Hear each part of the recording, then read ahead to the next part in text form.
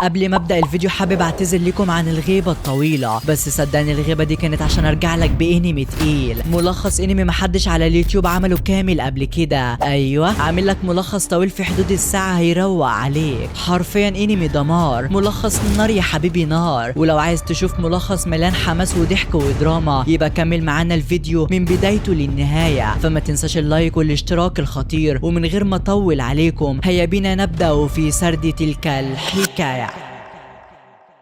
في صباح ما يعلم به الا ربنا صحي بطلنا إيلين على صوت اخوه الصغير المزعج، مسكه هزق فيه لحد ما امن السرير اخيرا وقال له ابوك عاوزك يلا. وبالفعل قام ولبس وفضل يمشي مع اخوه اللي قعد يديله في جنابه ويسمعه كلام ينشي في الريق، وواضح انه شمتان ومبسوط قوي باللي هيحصل النهارده. وبيوصل إيلين عند ابوه ومسكه هو كمان رسله المحمر والمشمر. اسمع يا إيلين يا ابني، انت اتولدت في عيله ويستفيلد من 15 سنه، ومن ساعتها لحد دلوقتي وانت محشور في المستوى الاول، ارقامك عاديه وكمان ما عندكش اي موهبه، والاسوأ من ده كله انك ما خدتش اي هديه في مراسم التكريم، ودي حاجه اول مره تحصل في التاريخ بتاع عيلتنا. وعشان كمان انت غبي بزياده احنا مش هنشيل عار وسطنا، انت مطرود من عيلتنا ومن غير سلام.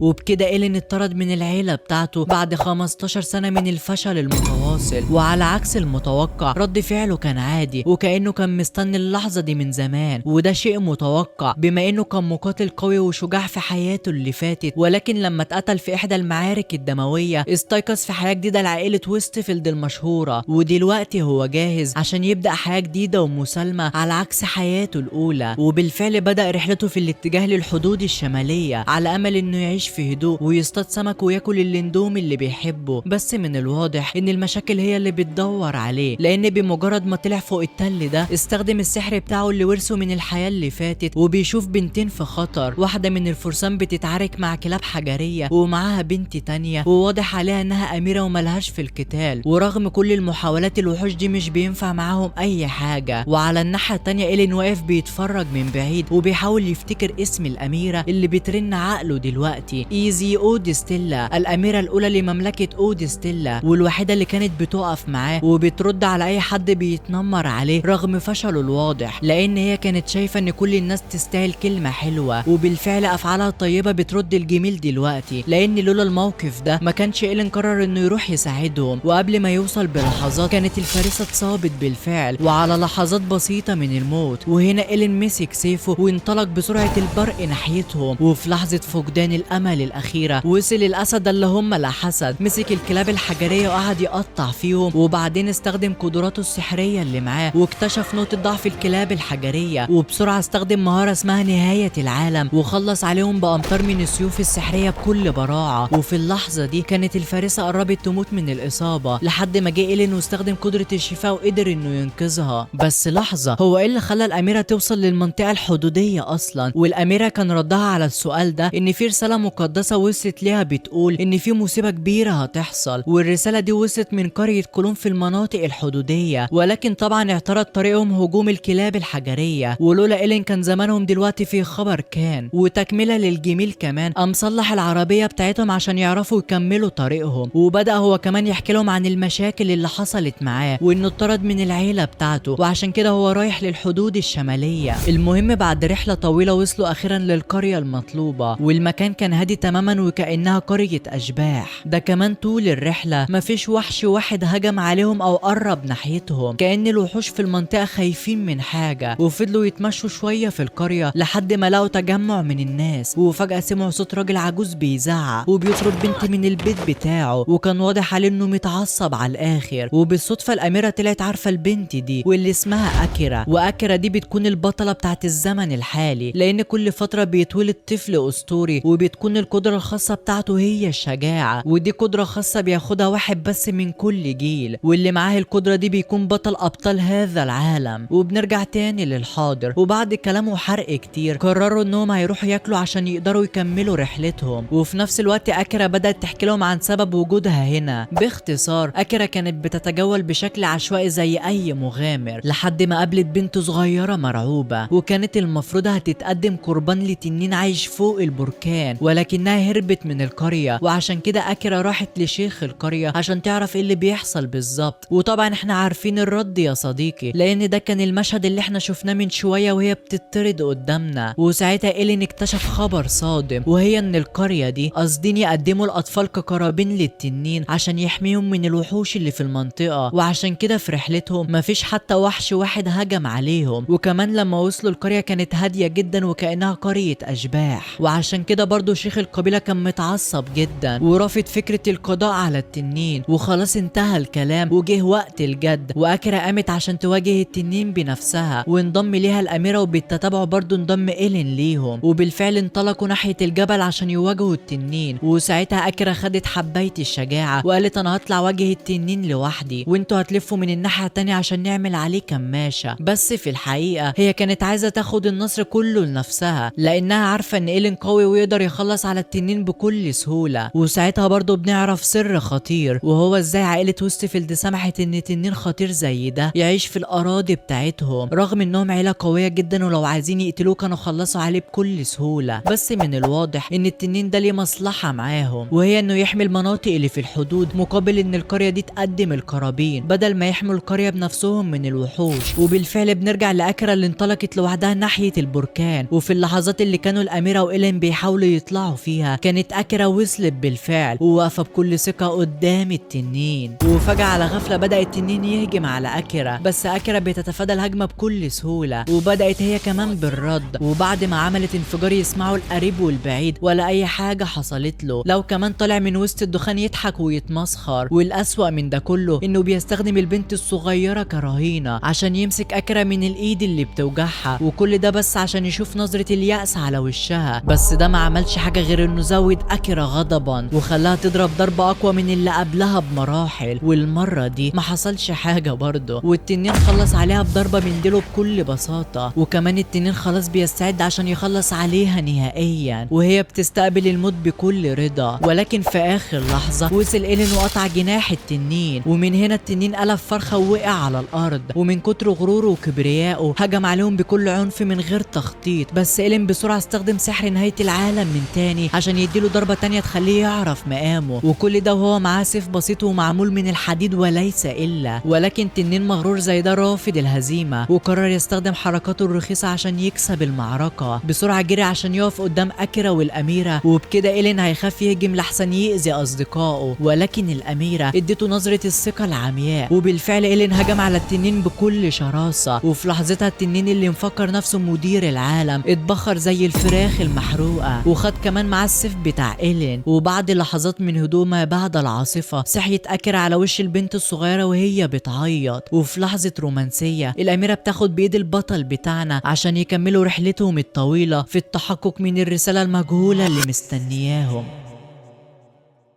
المهم بعد ليلة طويلة صحي إيلين من النوم، وأبطالنا قاعدين بيرتاحوا بعد معركة متعبة. أكيرا والفارسة بيدبوا في بعض، وإيلين وليزا عايشين أحسن اللحظات الرومانسية. المهم بعد كده أكيرا قررت إنها تسيبهم يكملوا طريقهم، وهتاخد معاها البنت الصغيرة اللي أنقذتها. نعم يا صديقي، لحظات الوداع مؤثرة، ودايما الإنسان بيعيد التفكير في قراراته بعد فوات الأوان، وده السبب اللي بيخلي أكيرا تقول إنها غير مؤهلة تكون بطلة. ولكن إيلين خلاها تعيد التفكير في كلمة بطل، لأن لولاها كان زمان البنت الصغيرة دي في خبر كان، ولولا إنها هجمت على التنين الأول ما كانش إيلين قدر يغلبه. وبالفعل الثقة رجعت لأكيرا من تاني، وانطلقت هي والبنت الصغيرة في طريق، وإيلين والأميرة في طريق تاني. لحظة فراق ولكنها سعيدة. ولكن على الناحية التانية من المملكة كان في شخص مش سعيد، وهو أبو إيلين، أيوة اللي وصلت له أخبار سقوط التنين. وبنعرف كمان إن التنين والقرية والكلام ده كله كان خطة عشان يخلصوا على البطل أكيرا، ولكن ما يعرفوش ان الاميرة ليزي وإيلين كانوا في ظهرها، وده اللي خلاهم يتعصبوا اكتر، وخصوصا الابن الاصغر اللي اعصابه بقت في صوابع رجله. ولكن حتى الان طول ما هم في المناطق الحدودية لسه في فرصة انهم يقتلوهم، ولكن من الواضح ان الخطة اكبر من كده بكتير. وبنرجع تاني للابطال بتوعنا اللي دلوقتي رايحين في رحلة طويلة عشان يوصلوا للحداد اللي هيعمل سيف جديد لإيلين. وبعد ما الليل طلع عليهم بيخيموا مكانهم، وكانوا قربوا يناموا، لدرجة ان الاميرة ريحت على رجل إيلين وحطت نفسها في موقف محرج مع بطلنا، بس إيلين ما كانش عنده اي مانع، ده ما بيصدق اصلا. وبالفعل تم كسر حاجز الخجل ونامت على كتفه تحت ضوء القمر زي عصافير الحب.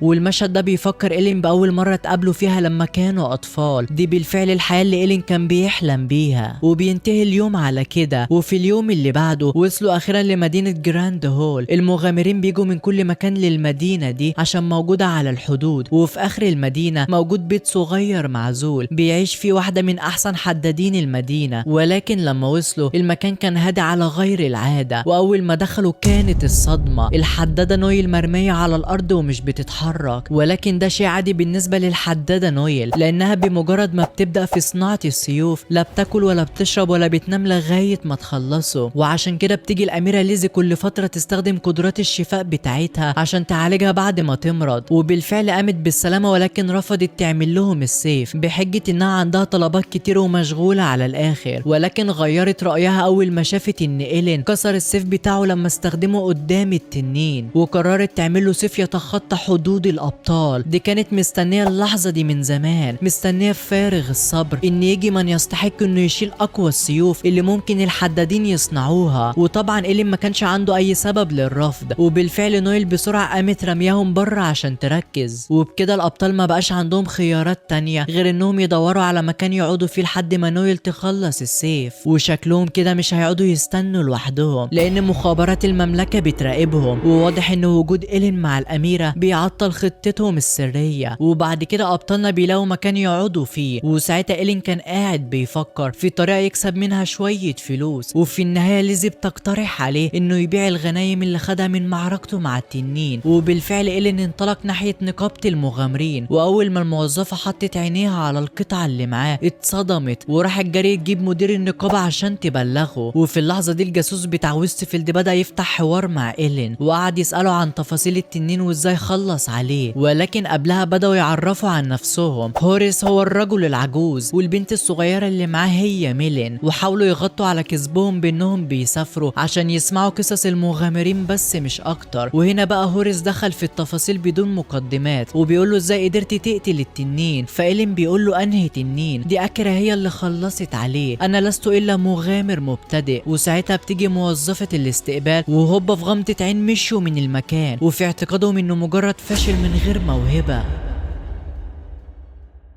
وتاني يوم طلعت الشمس وطلع معاهم الأبطال على بيت نويل عشان يشوفوا السيف خلص ولا لأ. ولكن كالعادة نويل مرمية على الأرض زي كل مرة، ولكن المرة دي كانت انتهت فعلا وعملت السيف اللي وعدتهم بيه. وبالفعل إيلين مسك السيف وراحوا عشان يختبروا قوته. وفي اللحظات اللي بيتمشوا فيها إيلين بيسأل نويل عن ماضيها، وبالفعل نويل بدأت تحكي قصتها. نويل كانت قزمة اتولدت في مكان مجهول وما تعرفش أبوها ولا أمها، لحد ما جت واحدة اسمها فانيسا وأنقذتها، خدتني واعتنت بيا وما علمتنيش أي حاجة عن الحدادة، ولكن كانت بالنسبة لي زي الأم وكنت بحبها. ولكن نويل ما كانتش حابة تتكلم أكتر عن ماضيها أو عن اللي حصل لفانيسا. وفي اللحظات دي كان إيلين بيجرب السيف الجديد ونزل في الوحوش تقطيع، وبعدها نويل خدت السيف عشان تشوف هيحتاج تعديلات ولا إيه، ولكن إيلين كان بيستخدمه بكل احترافية بدون خطأ واحد. ودلوقتي جه الوقت عشان يجربوه على وحوش أقوى. ولكن الغريب إن الغابة كانت فاضية تماما، كأن الوحوش خايفة من إيلين، ولكن الحقيقة الوحوش كانت خايفة من الوحش اللي سبب رعب لنويل على مدار سنين حياتها وقتل أعز شخص على قلبها. أيوة، الوحش اللي قتل فانيسا نايم ومأنتخ في نص الغابة، وإيلين رافض يهجم عليه لأنه نايم بعيد عن المناطق السكنية. ولكن فجأة نويل خدت السيف وراحت تهجم عليه بنفسها، ولكن في آخر لحظة إيلين بيوقفها. الوحش ده عنده سبب ينام مرتاح علشانه، وهو إنه عنده حاجز منيع محاوطه ويقدر يوقف أي هجمة وهو نايم. الأسلحة اللي من رتبة النخبة بس هي اللي تقدر تخترق الدرع ده، تحديدا السيوف المقدسة. ولكن نويل واثقة جدا من قوة السيف بتاعها، ولكن وحش زي ده قوته مخيفة. وفي الوقت ده إيلين رجع عشان يحكي اللي حصل، وفي نفس الوقت برضه عشان يعرف تفاصيل المهمة بتاعتهم. من 3 شهور قائد عسكري مهم تم اغتياله بدوافع مجهولة، ورغم تحري الأدلة والبحث في كل مكان لحد دلوقتي ما لقوش اي دليل عن القاتل، والنظرية هنا ان اللي قتل القائد كان شيطان من الشياطين، ولكن طبعا في شخص بيوجهه وبيستغل قوته. ايوه، في شخص في المملكة متحالف مع الشياطين. وفي اللحظة دي إيلين هو كمان بدأ يوصل اطراف الخيط ببعض، وقال لهم عن الراجل الغريب اللي قابله هوريس والبنت ميلين، واللي قاعدة دلوقتي بتعمل تحرياتها ومستغربة ان في شخص قدر يكسر درع التخفي بتاع الوحش اللي في الغابة. وراحت تنقل الاخبار لهوريس، واللي في الاخر اداها اوامر بقتل الاميرة ليزي والحدادة نويل، واستخدم السحر بتاعه عشان يتأكد انها تنصاع لأوامره من غير تفكير.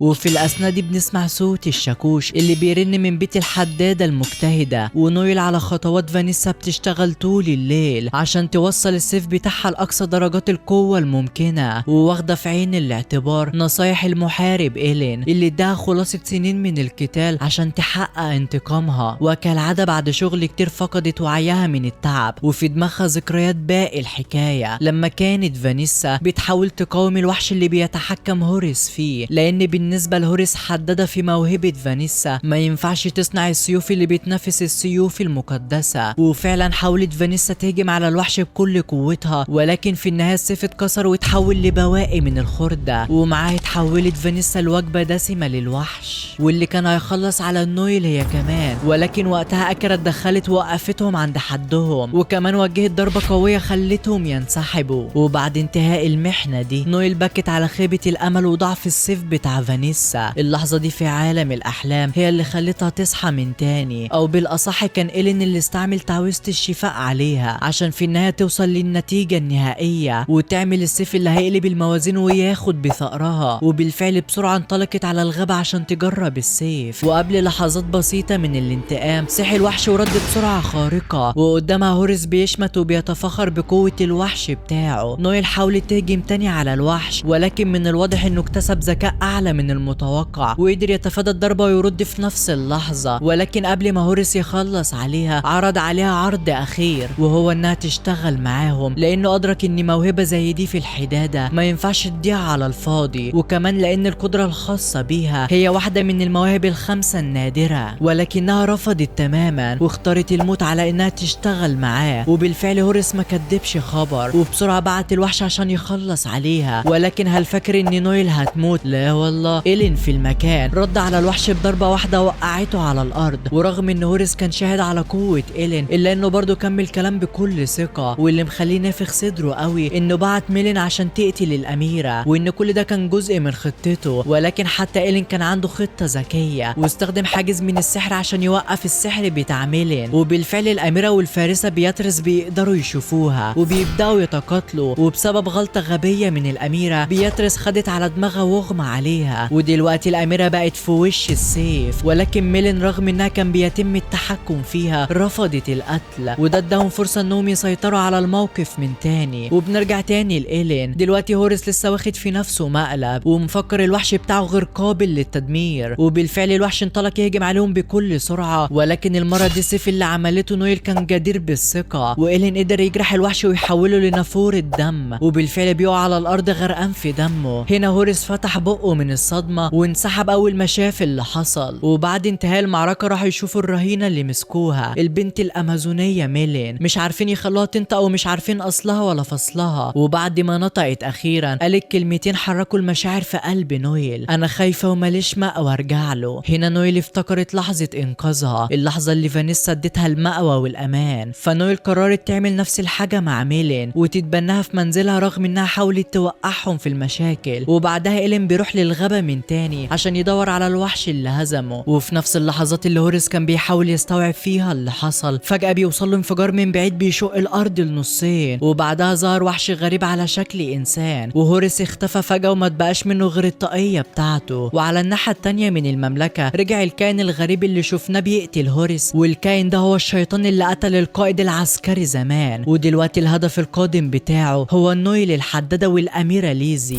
وبعد ما انتهى الأبطال من المحنة بتاعتهم قرروا انهم هينزلوا ياخدوا لفة في المكان، ولقوا ان سكان القرية بدأوا يجهزوا لاحتفال تقليدي اسمه مهرجان الارواح العائدة. ولكن التفاصيل دي مش مهمة لانهم بيدوروا على شخص بمواصفات معينة، فارس لابس درع فضي، وواضح ان محدش من سكان القرية يعرف حاجة عن الراجل ده. وساعتها حاجة زي دي بتفكرهم بالكلام اللي قالته نويل قبل ما يمشوا من عندها، شبح مجهول لابس درع فضي وبيكره العائلات الملكية وبيتجول بين القبور والاماكن المهجورة، وده تماما السبب الرئيسي اللي خلاهم ينزلوا يدوروا في القرية. وبما انهم ما لقوش حاجة في القرية قرروا ينطلقوا ناحية المقبرة على طول. وبعد شوية مشي قابلهم راجل اعمى وصوته هادي زي الزومبي، وفضلوا يمشوا وراه لحد ما وصلهم لكبير القرية. لكن لحظة، هو طبيعي ان في راجل اعمى بيعرف يتمشى عادي في المقبرة؟ المهم قعدوا يشربوا شاي مع عمدة القرية، وفي الاخر برضو ما عرفوش يوصلوا لاي معلومات. وساعتها العمدة عرض عليهم يباتوا عنده عشان يحضروا المهرجان اللي هيتعمل اليوم اللي بعده، وبالفعل وافقوا على العرض وقرروا يباتوا الليلة عند عمدة القرية. وبعدها بنرجع فلاش باك، وفي يوم من الايام لما كانت الاميرة ليزي مع قافلة على سفح الجبل ومعاها حراس امنية مكونة من مجموعة من الفرسان، وفي اللحظة دي هجم عليهم سرب من الوحوش، وخرج الفرسان عشان يدافعوا عن الاميرة، ولكن من غير اي فايدة. الوحوش هزمتهم كلهم وهدفهم هو الاميرة، ولكن واحد من الفرسان ضحى بحياته وخد الوحش ونزل في الهاوية. ومن هنا القصة بدأت توضح شوية. الفارس اللي مات في ذكريات ليزي كان عمها، وفي ذكرياتها كان أحن عليها من أبوها، ودايما كان بيديها خلاصة الحكمة. ولكن فجأة وهي بتصحى من النوم سمعت صوت جاي من بره، ولما بصت من الشباك كانت الصدمة. عمها اللي مات من سنين واقف بره بشحمه ولحمه، وطبعا أول ما ليزي شافته جريت على طول ناحيته، واللي فضل يمشي ويتعمق أكتر في الغابة، وهي فضلت تمشي وراه زي الهبلة لحد ما وصلت عند المقابر، والسمكة وقعت في الشبكة. طلع عليها عدد من الزومبي من المقابر، وفي اللحظة الأخيرة طلع ده كله حلم، وإيلين هو الوحيد اللي سمع صراخها وهي نايمة. وفي اليوم اللي بعده بدأ أهل القرية الاحتفال، حرقوا الخشب، ومع غروب الشمس كان كل واحد لابس الزي الخاص بيه، وكلهم عايشين ومبسوطين. ومن حيث لا تعلم طلع عليهم الراجل الأعمى واقترح عليهم يرقصوا مع أهل القرية المجانين، وفعلا راح إيلين وبيترس عشان يرقصوا مع أهل القرية. وفي نفس الوقت اللي كانت ليزي قاعدة فيه لوحدها شافت عمها من تاني في وسط الناس، وراحت تجري ورا تاني زي الهبلة كأنها ما اتعلمتش حاجة من الكابوس. وبالفعل جريت وراه لحد ما وصلت لأعماق الغابة، وفي النهاية قابلته أخيرا وجها لوجه، وقعدت تتكلم معاه رغم إنه اختفى في النهر من سنين طويلة وما عرفوش يلاقوا أثر ليه. بس هي كانت مصدقة إنه لسه عايش، ولكن إيه اللي يخليه يختفي كل السنين دي؟ والإجابة قالها بنفسه. الراجل ده عايز ينتقم من العائلات الملكية، أيوة زي ما قالت الإشاعات بالظبط. شبح لابس درع فضي بيكره العائلات الملكية وبيدور على الانتقام، ولكن الغريب إنه قال لها أخبار صادمة، وإن الملك بيستهدف الناس اللي عندهم موهبة فطرية، وواحدة من الناس دي هي بنت الملك نفسها ليزي. ومش بس ليزي، ده كمان نويل وإيلين وأكيرا. وكل ده عشان إيه؟ عشان القدرات دي فيها خطر على تدمير المملكة، وبالنسبة للملك الناس الموهوبة دي وحوش وهتعمل خراب في المملكة، وعشان كده بيسعى لقتلهم كلهم. وبعد كل الصدمات دي عرض عليها تنضم ليه وتساعده في القضاء على الملك، ولكن في النهاية زي ما توقعنا بالظبط ده مش عمها وكمان حاول يقتلها. ولكن في النهاية وكالعادة إيلين أنقذها للمرة الثالثة، ووقف ند لند مع الكائن الكاره للمملكة. ولكن المفاجأة إيلين استخدم تعويذة فك التحكم، واتضح إن في النهاية إن الراجل ده كان بيتم التحكم فيه من كائن تاني، والراجل ده ميت من الأساس، واللي ورا ده كله كان الشياطين. ولكن ده برضه ما يمنعش إنه لسه بيكره العائلة الملكية، وده بسبب إن الناس كانت بتحاول توقع بينه وبين أخوه. وفي النهاية ما استحملش الضغط اللي كان واقع عليه، وقرر إنه يتخلى عن منصبه ويبدأ حياة جديدة لوحده هنا. وفي لحظاته الأخيرة قرر إنه يطلب حاجتين من إيلين قبل ما يرجع تاني لعالم الموتى. الأول إنه يعتني بليزي مهما حصل، والتاني إنه يلعبوا مع بعض نزال أخير عشان يتأكد إن إيلين يقدر يحمي ليزي فعلا. وإيلين ما كدبش خبر ورفع سيفه واستعد للقتال، وبدأ النزال بينهم بقوة، ضربة من هنا على ضربة من هنا. ورغم إن الراجل ده بقاله كتير ما حاربش إلا إنه لسه محتفظ بمهاراته وكأنه ما ماتش أصلا. وليزي واقفة بتتفرج وبتفتكر لما عمها وعدها إنه هيحميها لحد ما يجي شخص أقوى منه، والشخص ده هو في الغالب إيلين. وتحت قطرات المطر كان الوداع الأخير. نعم يا صديقي، الفارس رجع لعالم الموتى.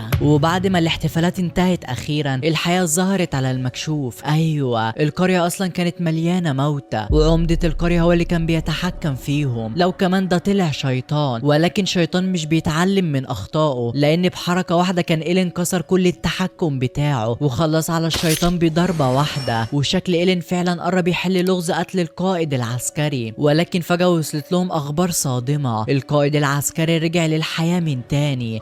لا جرس الذكريات بيرن من تاني وبيرجعنا للوقت اللي ماتت فيه ام إيلين، او زي ما وصفها الطف امرأة في العالم. حتى والده القاسي اللي قلبه حجر كان بيعيط وقتها، ومن ساعتها هو واخوه الصغير شخصيتهم اتغيرت، وبسبب معاملة ابوه الوحشة دايما بقى مفكر ان كل الناس بتتريق عليه حتى لو هم مش قاصدين. ومن ساعتها وإيلين مش بيسمع غير كلمة فاشل، وبالرغم من ان دي مجرد ذكريات في الماضي ولكن لسه بتأثر فيه وبتخليه يولع من الغيظ. وبالحديث عن الغيظ، الملك كريج كان مولع من الغيظ حرفيا وبيجهز للانتقام. وفي نفس الوقت كان في اشاعات بدأت تنتشر في المملكة، وان بعد ما القائد العسكري مات وتم تأكيد الخبر رجع للحياة من تاني بشكل مفاجئ. ده حتى القادة التانيين بدأوا يتكلموا عن اللي حصل، وفي رأيهم ان الاشاعات دي انتشرت كجزء من خطة معينة. وفجأة وهم ماشيين طلع عليهم راجل عجوز واللي المفروض انه رئيس الأساقفة، وقدر يقنع واحد من القادة انه يتبعه عشان يديله معلومات. وبالفعل مشي وراه زي اللهبل لحد ما لقى نفسه في مواجهة مع الملك كريج، وبدأ يهجم عليه زي المجنون كأنه ما عندوش حاجة يخسرها. وفي الجانب الآخر من المملكة كان إيلين بيفتكر ذكريات وفاة أمه واللحظات اللي كان بيواسي فيها أخوه الصغير، واللي أبوه كان بيتنمر عليه وبيقول له إنه فاشل دايما لحد ما كبر وبقى نسخة من أبوه، ودلوقتي قاعد بيخطط مع الشياطين عشان يوقعوا المملكة. وفي اللحظات دي خلينا نروح لحد كنا ناسيينه تماما. البطلة أكرا قاعدة دلوقتي بتتمشى في السوق مع البنت اللي بتهتم بيها، وفجأة طلع عليهم الشياطين ورسموا تعويذة انفجار على البنت الصغيرة. ودلوقتي أكرا أصبحت في موقف صعب جدا، إما إنها تقاتل الشياطين وتسيب البنت تموت، أو إنها تحاول تنقذ البنت بأي طريقة. ده كمان مش بس أكرا اللي في موقف صعب، نائب القائد كلارك راح هو كمان عشان يطمن على القائد العسكري، ولكن الخطة كانت مدروسة من الشياطين وكانوا عارفين إنهم هيبعتوا فريق يطمن على القائد العسكري. ودلوقتي نائب القائد بقى في مواجهة واحد من الشياطين، ولكن الغريب ان الشيطان قرر يوصل لهم الاخبار اللي بتحصل. القائد العسكري اللي انتشر خبر وفاته دلوقتي في خطاب جماعي قدام جموع من الجماهير، وبيتم التحكم فيه عن طريق ابن الملك. وطلع هو ورئيس الاساقفة بيضحكوا على الناس بالاكاذيب. اسمعوني يا اهل المملكة، القدرات الخاصة اللي معاكم دي مش قدرات، لا لا لا، انها لعنات، ولعنات بتحبسكم وبتقيد الحرية بتاعتكم. تخيل تبقى عايز تبقى رحالة وتلف في العالم ولكن مش عارف تعمل ده عشان القدرة بتاعتك منعاك. ايوه انتوا بيتم التحكم فيكم، والطريقة الوحيدة عشان تبقوا احرار هو انكم تتخلوا عن قدراتكم الخاصة. وجه الوقت عشان نبقى احرار من تاني. ولكن الناس بدأت تشك وتقلق لحد ما طلع بريت ابن الملك هو كمان عشان يخيطوا الكذبة على مقاس الخطة. وطلع كائن سحري من وسطهم وقال لهم البتاع ده هيكون الحارس بتاعنا. ايوه الكائن ده بقوة 10,000 محارب ومفيش اي طريقة لهزيمته، لو كمان بريت بيتحكم فيه على العلن قدام الناس كلها. وبالفعل قدروا يقنعوا الناس ان بدون قدراتهم الخاصة هيفتحوا حدود جديدة لاجسامهم وهيوصلوا لقوة عمرهم ما وصلوا ليها قبل كده. وبعد شوية كلام وتمجيد بيقول لهم احنا عملنا علاقة قوية مع الشياطين عشان نقود المملكة لمستقبل مشرق. والناس بدأت تهيص وتهلل، وبريت واقف مبسوط ومنشكح بعد ما قدر يخدع شعب كامل.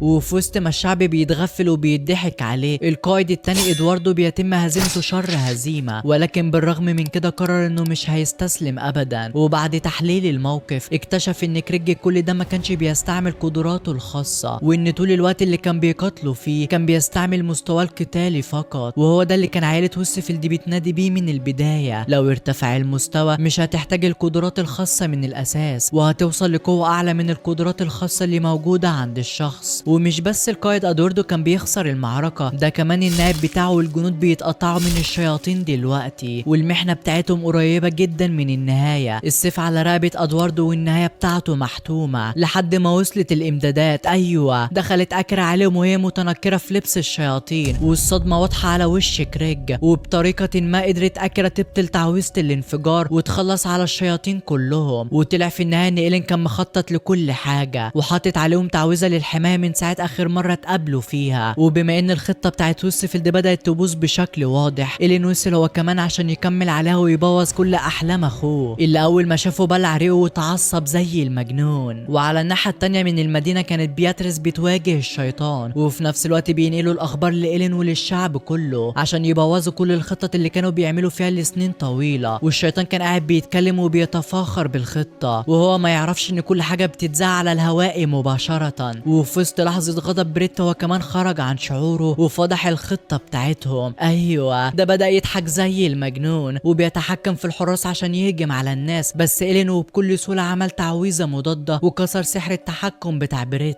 وده خلاه يتجنن اكتر ويفقد السيطرة على الوحوش. وفي محاولة اخيرة من بريت عشان يقتل اخوه حاول يستخدم سحر التحكم عليه ولكن من غير اي فايدة. إيلين مسك السحر بايده وخبط اللكومية لزقته على الارض زي الصرصار. وبنرجع تاني لبياتريس وميلين اللي قاعدين دلوقتي بيواجهوا الشيطان بصعوبة بالرغم انه مش شايفهم. وقبل ما يبدأ بالهجوم كسروا السحر بتاعه وبياتريس قدرت تطعنه في نص بطنه، وبكده كانت نهاية سريعة للشيطان عمل لهم قلق لفترة طويلة. وفي الأثناء دي وفي وسط البلدة على أطراف أبراج المراقبة بدأ الجنود في التعاون، حتى الحدادة نويل انضمت هي كمان للمعركة ومعها تجميعة جديدة من ترسانة الأسلحة المميزة. وعلى الرغم من إن عوامل النصر معاهم إلا إن المسؤول عن ده كله لسه عايش وفي كامل قوته. أيوة، إنه كريج يا سادة، واللي بيقدر يستخدم قدراته الخاصة مع مستوى القوة وبيشوف المستقبل، وكمان بيعرف يقرا كل تحركات الخصم بتاعه. ونقطة ضعفه الوحيدة هي إنها محتاجة تركيز عالي، لأنه بالرغم إنه عارف المستقبل إلا إنه مش بيعرف إزاي يمنع إنه يحصل، وهو ده سبب المعاناة بتاعته دلوقتي. كريج تنبأ بموت مراته كذا مرة، وفي كل مرة كان بيحاول يمنع اللي هيحصل، ولكن دايما النتيجة هي والعجز اللي حس بيه طول الفترة دي خلاه حرفيا يبكي بدل الدموع دم. وبالمناسبة القدرة الخاصة بتاعت مراته هي إنها تولد بطل أسطوري مقابل إنها تموت، وفي النهاية ولدت ولد فاشل ما قدرش حتى يعدي المستوى الأول. وشعور إن مراته ماتت على الفاضي خلاه يتعصب ويستخدم قوته بالطريقة القصوى. وبدأت مواجهة قوية جدا ما بين أكيرا وكريج، وظهر فيها تفوق كريج المدعوم بالغل والعواطف، وبوم أكيرا اتهبدت في الحيطة واتهزمت بسهولة. وفي اللحظة دي قرر إنه يخلص على أدويردو ويبعته لعالم الظلمات اللي كريج عايش فيه، الغضب، الحزن، القهر، وللأسف بطعنة في البطن وسيفه بقى مغطى بالدماء. وكريج دلوقتي بتتحكم في قوة الشيطان بالكامل، وكان على بضع خطوات من قتل أكيرا هي كمان، ولكن في آخر لحظة وصل الدعم أخيرا اللي انصد هجوم كريج بسرعة ومهارة. والغريب إن كريج ما ترددش اللحظة إنه يضحك ويتريق على ابنه اللي كان مفكره طول الوقت فاشل، وبدأ يهجم عليه هو كمان ولكن من غير أي فايدة. قوة الشياطين مش بتهز الأبطال، وبسبب إنه صد الهجوم بكل سهولة جعل كريج يشك في قوته وبدأ يجهز لهجوم أقوى من اللي قبله. إلين هو كمان ما ترددش اللحظة إنه يظهر قوته الحقيقية، وهوب كريج ضرب ضربته بأقوى ما يملك لدرجة إنه قدر يدخله في عالم الحزن بتاعه. ذكريات من الحزن والقهر بدأت تدخل لدماغ إلين، وبدأ يشوف السبب اللي أبوه اتجنن علشانه. أيوة، كريج كان بيحب مراته جدا، وإلين ما قدرش يشوف كل ده غير متأخر، ولكن ما فيش وقت للبكاء على الأطلال دلوقتي. انتفض إلين عشان يواجه الواقع، وبسحر نهاية العالم رسم زهرة السيوف اللي هتخلص على كريج، وبسرعة البرق كان رد الهجوم في الوقت المناسب. وبشكل مخيف خرجت قوة الشياطين من كريج وانتشرت سحابة سوداء عملاقة غطت المدينة بالكامل. وبسرعة إلين بدأ يتحرك عشان يمنع الكارثة، واستخدم سحر نهاية العالم لمرة أخيرة. أيوة، نفس السحر اللي استخدمه عشان يخلص على التنين، ولكن المرة دي بسيفه عزيمة أقوى. وفي وسط الصراع المجنون بين إلين وكريج اتشاف تاني العالم مختلف، واستوعب إن أبوه كريج كان محبوس في عالم من الحزن والغضب، وقرر إنه يخلص على كرة الحقد اللي كانت حابسة لوقت طويل. وانتهت المحنة أخيرا ومعاها حياة كريج الحزينة.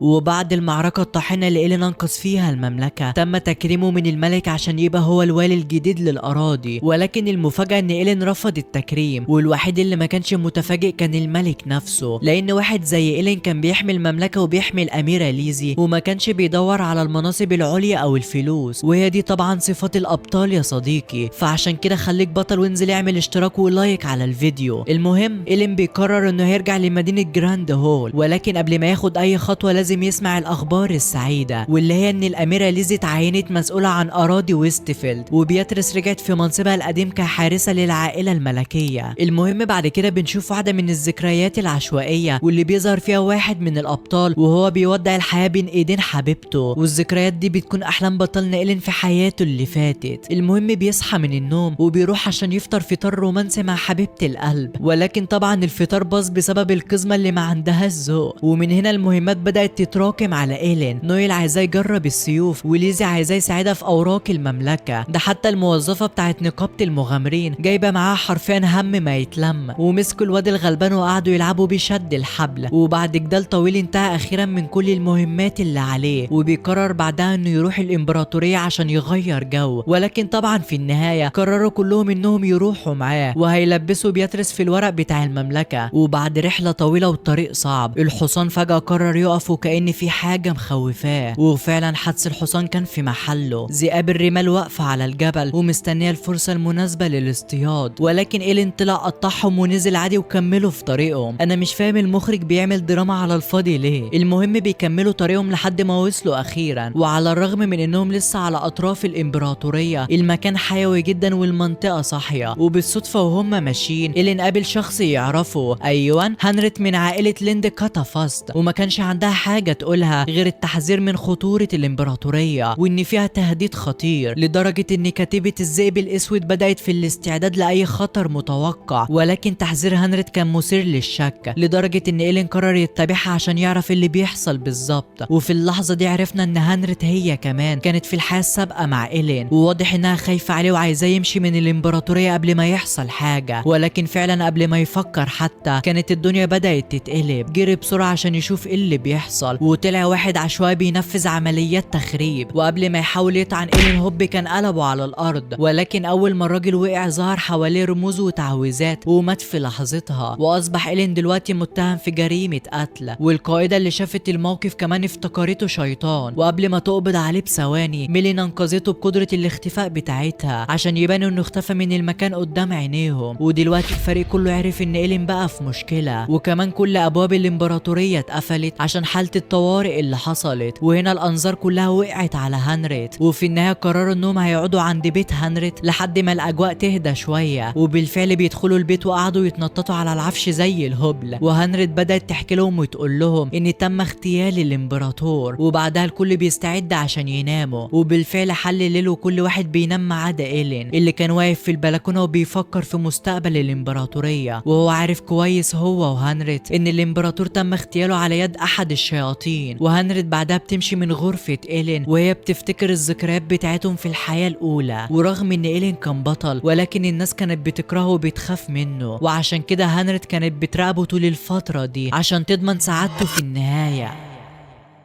وبعد فترة من القعاد في البيت الحدادة نويل اتجننت على الآخر لحد ما سابوها تطلع بره وتخش المدينة. وبالفعل راحت خدت لفة في المدينة وما سابتش ورشة حدادة إلا ودخلتها. وفي الأكل ما أقولكش بقى بتاكل الأخضر واليابس، لو كمان كان في أقزام تانيين بيعكسوها. ولكن في النهاية رجعت من السوق عشان ميلين كانت خايفة عليها. وأول ما رجعت مبسوطة هنريت جت عشان تنكد عليها وتديها جرعة من الماضي، وبياخدوا بعضهم وطلعوا على غابة الأقزام، مكان سحري وجميل مستخبي في مكان ما في المدينة، شجر وشمس وعصافير وحرفيا جمال مش طبيعي. المهم بيمشوا شوية في الغابة لحد ما طلع عليهم مجموعة من الأقزام وحصرهم من كل مكان. ولكن المفاجأة إن نويل طلعت الملكة بتاعتهم وهي ما تعرفش. الله، كل الفترة دي نويل ما كانتش تعرف إنها من عائلة الأقزام الملكية. وبدأ نائب الملكة ياخدهم في جولة تعريفية في المكان، وكل شوية يجي أطفال يكلموا الملكة، وفيهم بيكون طفل عنيد اسمه فليب وواضح إنه عنده حاجات كتير يقولها. المهم الكل بيعملوا احتفال كبير بمناسبة عودة الملكة بتاعتهم. وهنا بنعرف معلومة مهمة، وإن بدون وجود الحاكم بتاع الأقزام مش بيتطوروا ولا حتى بيعرفوا ينجبوا أطفال، وعشان كده الشعب بتاعهم كان بيواجه خطر الانقراض. وبرضه بنعرف إن هنريت هي اللي اديتهم الأمل بعد ما قالت لهم إن نويل هترجع لعالم الأقزام، وكمان كانت بتساعدهم يجيبوا البضاعة بتاعتهم من غير ما يحتكوا بالبشر، لحد ما بدأوا يتشجعوا ويعرفوا العالم الخارجي ويتجولوا في المدن براحتهم. بتاعتهم. ولكن إيلين ساب ده كله وسأل سؤال مهم: الأطفال الشياطين اللي قابلوهم في الأول بيعملوا إيه في عالم الأقزام؟ والإجابة كانت هنريت طلبت منهم يعتنوا بأطفال الشياطين عشان ما عندهمش أهل يسألوا عليهم. وطبعا في الأول كل الأقزام رفضوا بقوة لأنهم كائنات معزولة عن العالم بطبعهم، فحوار إنهم يدخلوا كائنات تانية وسطهم لو كمان شياطين كان موضوع صعب جدا عليهم إنهم يقبلوه. لحد ما هنريت اقترحت عليهم اقتراح صعب، قالت إنهم لو عاشوا مع كائنات غريبة ممكن يقدروا يتطوروا ويتكاثروا. ورغم إنهم حاولوا يتقبلوا بالموضوع ولكن كتير منهم كان رافض جدا من جواه. المهم بعد رحلة طويلة اتجمعوا على ترابيزة الاجتماعات عشان يشوفوا حل للموضوع، ولكن في النهاية ما قرروش حاجة وكل واحد دخل ينام والصباح رباح. ولكن في آخر الليل وطبعا في وسط الضغط ده كله نويل أكيد مش عارفة تنام وبدأت تفكر في سبب وجودها وهدفها في الحياة، ويا ترى هي عايزة ترجع للحدادة من تاني ولا هتحكم المملكة بتاعتها وخلاص. ومن يمة تانية إيلين كان قاعد بيراقب في صمت لحد ما هنريت دخلت عليه وهي مفكرة نفسها تعيش لحظات رومانسية وكده. ولكن إيلين كسر نفسها وسألها عن الشياطين اللي في القرية، فخدت نفس عميق وبدأت تشرح له حياة الشياطين وإن على مر الزمان الشياطين كانت بتتولد منبوذة من المجتمع، وعشان كده آباء الشياطين بيحطوا أولادهم في أسوأ الظروف الممكنة، واللي بيعرف منهم يعيش في الظروف دي بيكون أقوى من الجيل اللي قبله. وبينما الشياطين اللي في عالم الأقزام هنريت هي اللي أنقذتهم من الموت. المهم تاني يوم خرجوا في نزهة عشان يصفوا ذهنهم، ولحد دلوقتي نويل مش عارفة تقرر لحد ما طلع عليهم أطفال الشياطين بهدايا جديدة، واللي منهم حجر الروح النادرة اللي بيستخدم في الكيمياء. ولكن فجأة وبدون مقدمات ظهر فيليب وخد الحجر ورماه على الأرض. واضح إن السلام بين الأقزام والشياطين هياخد وقت طويل. وبعد فترة بتروح هنريت لفليب عشان تفهمه غلطه، وبالفعل قرر إنه يروح يعتذر لهم على الفعل القاسي اللي عمله. ولكن قبل ما يروح في حتة اعترض طريقه الشخص ده واللي اسمه أسفالدو عشان يعرفوا مكان غابة الأقزام. وكل ده بيحصل والباقيين قاعدين بياكلوا ويتهنوا ولا في دماغهم حاجة، وقدامهم على الترابيزة كل ما لذ وطاب. ولكن على الرغم من كل ده نويل مش عايزة تاكل برضه. وبعد الوليمة هنريت قررت انها تروح وتسيبهم مع المشكلة الجديدة، وان لحد دلوقتي فليب مرجعش لغابة الأقزام، وهنريت كذبت عليهم عشان تدور عليه. والباقيين قاعدين يتعلموا شوية عن طبيعة الأقزام. وعلى سبيل المثال الأقزام بطبيعتها كسولة، ولكن ده بسبب ان أعمارهم طويلة، وعشان كده شعورهم بالوقت بيكون أسرع بكتير من البشر، فبيفضلوا انهم يقضوا أغلب عمرهم الطويل كسولين على انهم يشتغلوا ويتعبوا. وكده كده هم قاعدين في غابة سحرية يا صديقي، وكل ما يعوزوا أكل من الطبيعة بياخدوه، وده بسبب ان الغابة والأقزام هم جوهر واحد في الأصل. ومن الواضح كده ان إيلين عجبه الوضع ونفسه يعيش في الغابة مع الأقزام، ولكن للأسف عشان تعيش مع الأقزام لازم تكون واحد منهم، والغابة السحرية هي نفسها اللي بتكرر الموضوع ده. المهم إيلين قرر انه يعيش في الغابة لفترة قصيرة، ولكن فترة قصيرة لعالم الأقزام ده معناه انه يعيش معاهم لمدة 100 سنة ولا حاجة. وقبل ما يتصدموا من الرقم حتى جالهم زيارة مفاجأة، فبيروح نائب الملكة عشان يشوف مين اللي دخل الغابة. وفي نفس الوقت بقية الفريق قرروا يرجعوا للبيت تاني من باب الاحتياط، لان طبعا إيلين مطلوب للعدالة. ولكن نويل قررت انها هتقعد شوية عشان تقرر هتاخد منصب الملكة او لا،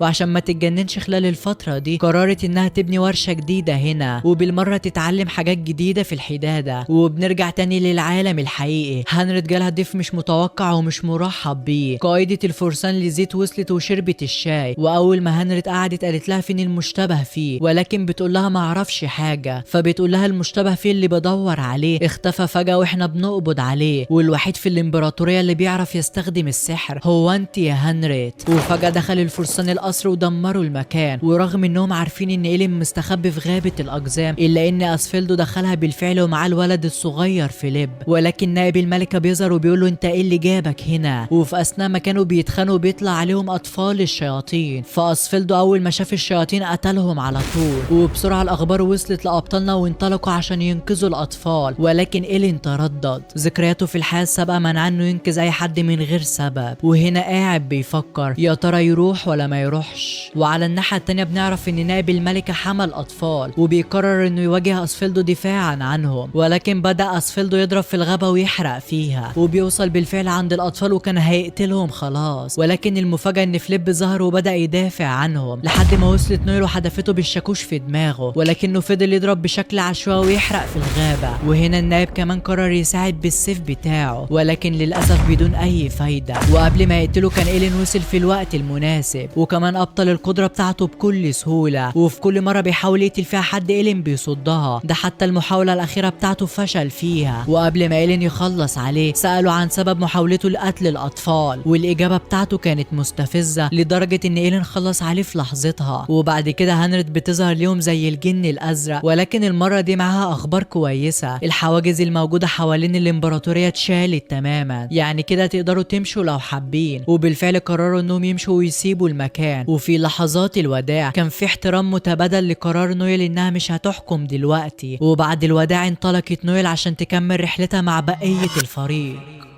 بعد ما أبطالنا طلعوا من الغابة بدأوا يجهزوا حاجتهم عشان يمشوا من الإمبراطورية، ولكن قبل ما يشدوا الرحال ويتحركوا وصل واحد عشوائي محدش فيهم يعرفه، وطلب منه ينقذ أخته الكبيرة. أيوة، الولد ده اسمه كارتس أخو هنريت الصغير، وهنريت دلوقتي في خطر كبير، فبيجتمعوا مع كارتس عشان يعرفوا كل التفاصيل. وطلع إن هنريت مقبوض عليها بتهمة قتل الإمبراطور، وحتى لو في أدلة على إنها بريئة مجموعة الأعيان والأغنياء اللي حواليها هيحاولوا يوقعوها بسبب انها احسن منهم، وده لانها كانت من معارضين فساد الامبراطور. وبيمشي كاتريس وهو بيتوسل انهم ينقذوها، وبالفعل إيلين قعد لوحده ومستني الافكار توصله الحل للمشكله. ولكن إيلين عنده شكوك حوالين كارتس شويه، يعني هل من المعقول ان اول ما قربوا يمشوا من الامبراطوريه بيجي دلوقتي يطلب منهم حاجه ما ينفعش تترفض؟ والاغرب ان هنريت اصلا ما عندهاش اخوات، خصوصا انهم ما قابلوش الولد ده قبل كده لما راحوا القصر بتاعها. وازاي برضو عرف انهم اصدقاء هنريت طالما ما شافوش قبل كده؟ ولكن على الرغم من انه كذاب، ولكن بنسبة كبيرة هنريت فعلا تم استهدافها من فرسان الذئب الاسود، وهي دلوقتي في الطريق للعاصمة تحت حراسة مشددة. وإيلين قدر يعرف كده عن طريق سحر العيون المقدسة. وبالفعل زي ما كارتس قال، هنريت دلوقتي في العربة ومتكلبشة ايدين ورجلين وفي طريقها للعاصمة. وفي اللحظات دي وصل إيلين والشباب للمكان اللي اتفقوا عليه مع كارتس، ركبوا العربة وبدأوا رحلتهم بالفعل ناحية العاصمة. ولكن فجأة إيلين كسر الصمت بسؤال واضح ومباشر: هو انت فعلا اخو هنريت الصغير، ولا عشان شعرك احمر زيها يعني؟ طب وازاي عرفت كمان ان احنا اصحابها؟ ولكن بدون توتر خالص اعترف لهم بالحقيقة، وان كارتس في الحقيقة هو ابن عمها، ولكن بحكم انهم اتربوا سوا كانوا قريبين جدا من بعض زي الاخوات. ده حتى كان بيعتبر الفاشل اللي في العيلة، ولكن هنريت هي الوحيدة اللي كانت بتمدله يد العون. وحتى بالرغم من ان طريقتها كانت خشنة شوية كانت برضو بتعرف توصل لطريق عشان تفرحه. ولكن بسبب كره ابوه وامه لعيلة هنريت كان كل اللي بيقدر يعمله هو انه يراقبها من بعيد، ودي هي الطريقة اللي عرف بيها انهم اصدقائها. وحتى في اللحظة اللي كانت هنريت بيتقبض عليها كان برضو قاعد بيراقبها، وعشان كده هو بيعتبر نفسه جبان وفاشل، وعشان كده راح وطلب المساعدة من ابطالنا. وبالحديث عن المساعدة واضح ان هنريت اكتر حد محتاجاها دلوقتي، عشان لما القافلة وقفت تستريح شوية كانت ليزيت عمالة تراقب هنريت باستماتة. ولكن بما ان ليزيت مش هتعرف تمشي من العربة فبيجي وقت الحرب النفسية، وبدأت هنريت على طول وبتسألها: الا الراجل اللي انت بعتها في غابة الاقزام عامل ايه؟ ولكن ليزيت مش من النوع اللي بيطلع الاسرار بسهولة، ولكنها المرة دي هتطلع السر ده. ايوه، اسفلدو اللي حرق ودمر في الغابة اخد براءة، وكل ده بحجة انهم قبضوا على هنريت. ولكن هنريت مش فارق معاها، طول ما إيلين بخير هي مبسوطة. المهم لما وصل إيلين لبوابة العاصمة اتفاجئ انها مقفولة، وبتجيلهم فكرة يدخلوا بيها للعاصمة، ولكنهم محتاجين الاول يعرفوا معلومات من نقابة المغامرين. ولكن للاسف ميلين ونويل مش هيدخلوا العاصمة لان منظرهم ملفت للانظار. وبالفعل إيلين وليزي دخلوا لوحدهم، وليزي كانت في منتهى السعادة لانها بتتمشى مع حبيب القلب. المهم بيدخلوا النقابة والوضع شكله مشبوه فيه. وبمناسبة المشبوهين كانت ميلين بتشك في الحارس الشخصي بتاع كارتس، ولما سألته اذا كان قابلته قبل كده او لا اتوتر وقعد يهز بدماغه. ولكن نويل شدتها قبل ما يحصل حاجة. ولكن لما كارتس قال لهم انه مش بيخلع الخوذة نهائيا الوضع بقى مشكوك اكتر فيه.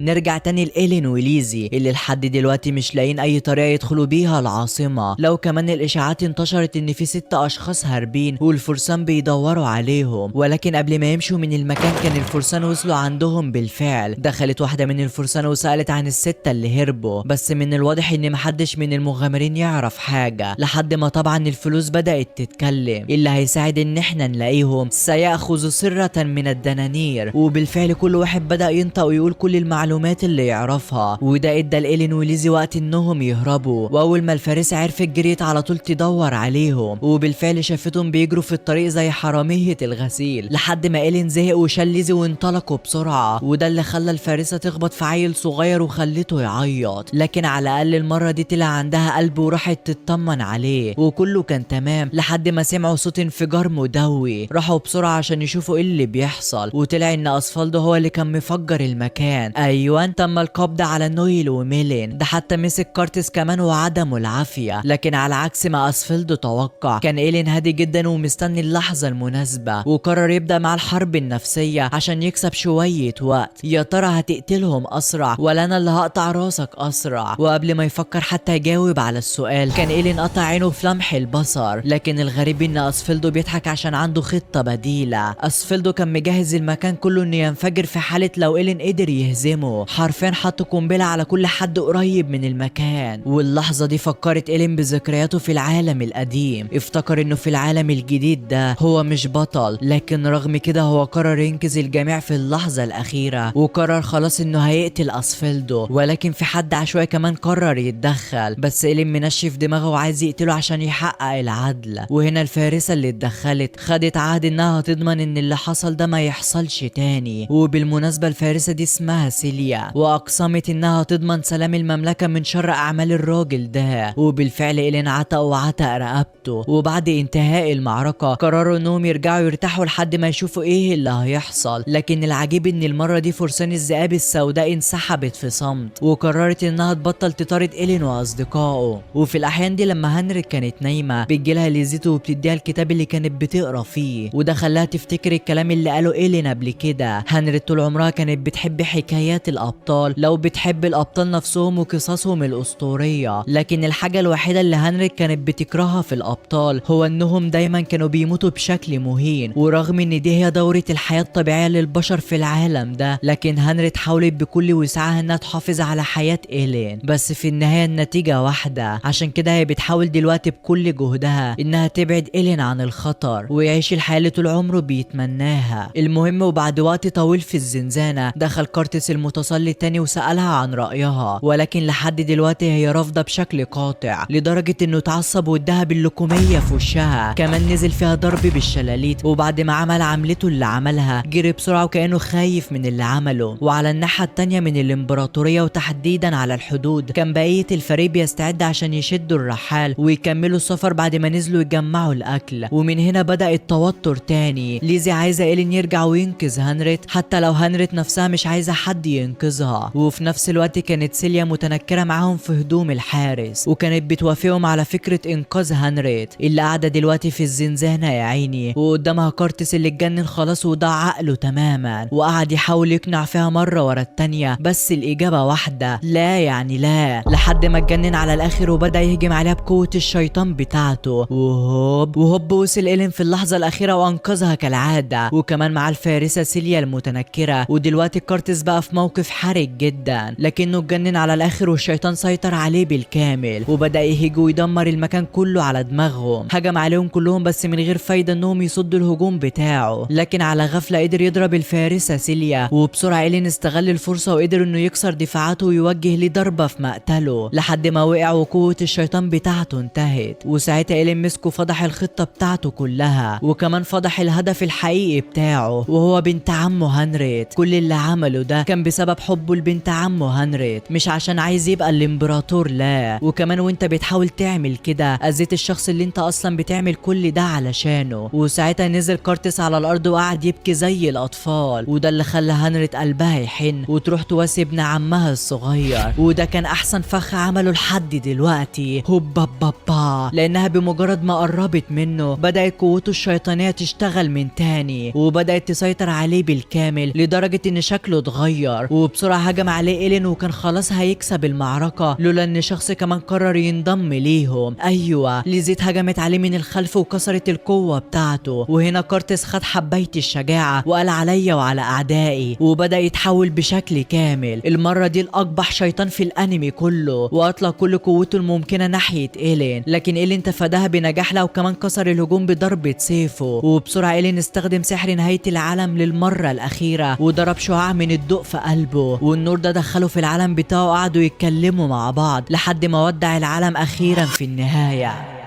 وبعدها هنري جت عشان تطمن على إيلين، وفي نفس الوقت عشان تهزقه عشان رجع ينقذها. لكن القائدة ليزيت قطعت كلامهم وقالت لهم انهم لازم يمشوا قبل ما حراس الامبراطورية يبدأوا يدوروا عليهم. لكن في النهاية وللأسف هنري تتنفذ عليها حكم الامبراطور بعد ما الحقيقة اتدفنت. وبكده عائلة ليند كاتافاست انقرضت تماما، او ده اللي كنا فاكرينه، عشان هما زوروا موت هنري وخلاها تهرب معاهم. ومن هنا فعلا اخيرا نقدر نقول ان المعاناة انتهت، لان الذكريات اللي عاشوها بعد كده كانت عبارة عن فرح ومرح. واتمنى ان الفرح يكون شعورك دلوقتي يا صديقي، لان للاسف لحد هنا انتهى الانمي وانتهى مع الفيديو بتاع النهاردة. فلو عجبك الفيديو اتمنى ما تنساش اللايك والاشتراك في القناة، واشوفكم في الفيديو القادم، ودمتم في امان الله.